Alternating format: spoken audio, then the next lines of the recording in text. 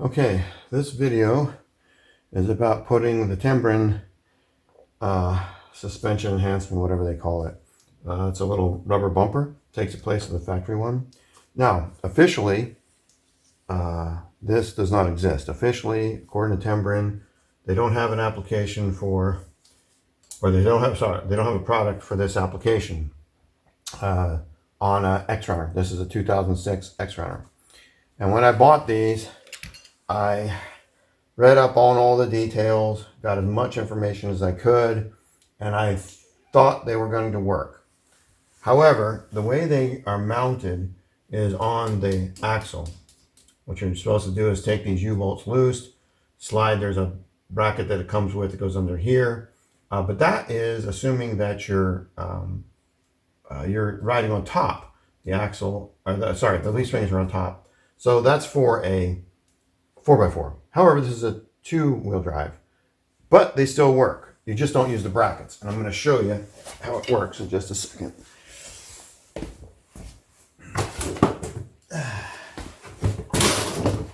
Okay, so here's the Timbren. I hope I'm pronouncing this correctly.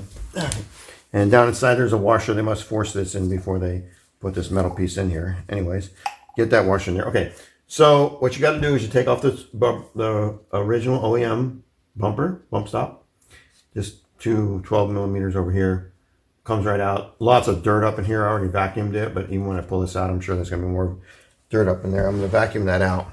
I'm going to explain to you what I'm doing, and then I'm going to try and do it. First thing is you need a new different bolt. The bolts they send are not going to work. Because, why don't they work? Well, because they don't send any nuts. They're supposed to, the bolts they send are supposed to thread into the brackets that go on the leaf spring, but I'm not using those. So I have lots of nuts and bolts. This is a 3/8. It's longer than it needs to be, but that's fine. And you do have to have a little bit of a combination, because when you try to put this up in here, you only have so much room, and you'll see when I do it. Okay, so this is going to go right up here. We're going to pull this off, and I'm going to put the bolt on from underneath, comes up through here, put a washer. That's it. That's all I got to do.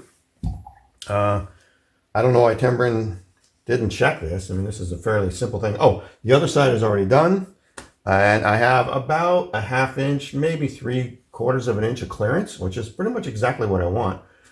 Meaning just driving down the road regularly, it should never come in contact. As soon as I put a load on it, it starts compressing the Timbren. All right, so I'm going to take this off. I'm going to pause because there's no use watching me take that off.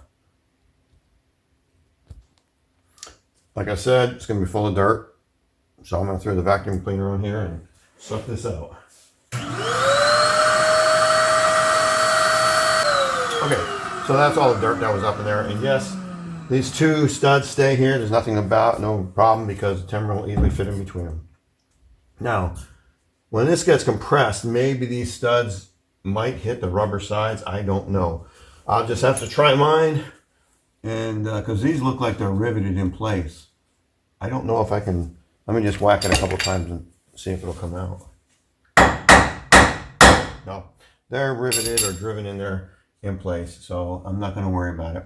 All right, so here's the, you just have to have this just exact length.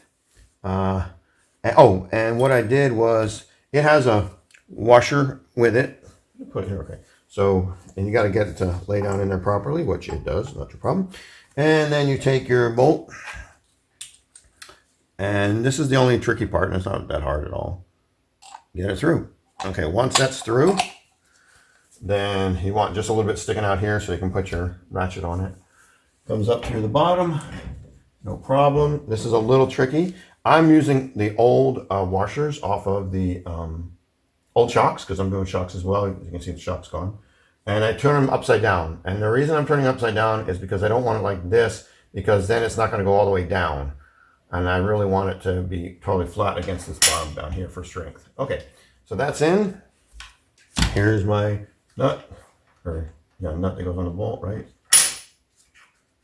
Ahead of myself. There we go. Okay, now it's in there. It's not tight yet, but it will be in a moment.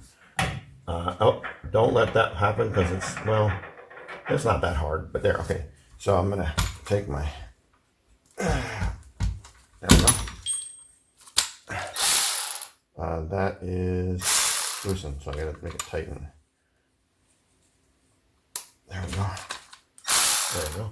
Put this underneath here, and there's plenty of room. No. Oh, we gotta have to explain this just a second.